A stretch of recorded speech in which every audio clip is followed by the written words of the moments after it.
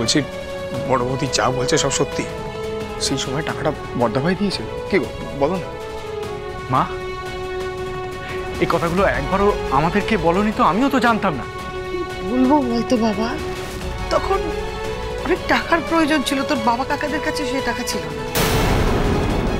তখন তোদের বর্দা সেই টাকাটা দেয়, এখনো ওর টাকা শোধ করা হয়নি। তাহলে এবার বোঝা গেল তো এই বাড়িতে আমার কন্ট্রিবিউশন, আমার অধিকার ঠিক কতটা।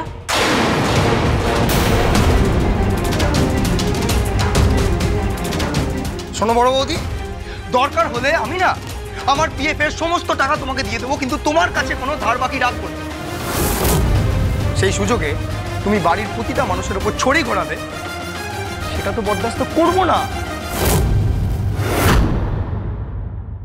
আরে শান্ত হও, শান্ত হও, তো লাফালাফি করো না। তোমাদের কাছ থেকে একটা পয়সাও আমি ফেরত চাই না। আর ওইসব মাথা থেকে বের করো, ভুলে যাও না তোমার বউ এখন প্রেগনেন্ট। অনেক খরচ কিন্তু রিতম সামনে তোমাদের, একটা বাচ্চা আসতে চলেছে, তার জন্য টাকাগুলো জমাও।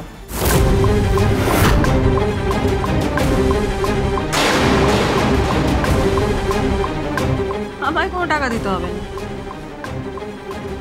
ইনফ্যাক্ট আমি বা রনক কেউই এই টাকা ফেরত চাই না, কারণ আমরা যে দয়া করছি এই মনোভাব নিয়ে তো আমরা টাকাটা দিইনি। আমরা তো এই বাড়িটাকে, পরিবারটাকে, সংসারটাকে ভালোবাসি, সেই জন্য খুব জেনুইনলি দিয়েছি টাকাটা। শোনাবার কথা না, আমি বলতামও না, কিন্তু আমাকে আজকে বাধ্য করা হলো বলতে।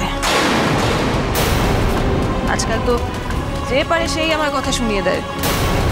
তাই সবাইকে একটু রিকোয়েস্ট করছি, ভবিষ্যতে আমায় কোনো কথা শোনানোর আগে আমি যে কথাগুলো বললাম সেগুলো কিন্তু তোমরা সবাই একটু প্লিজ মাথায় রেখো।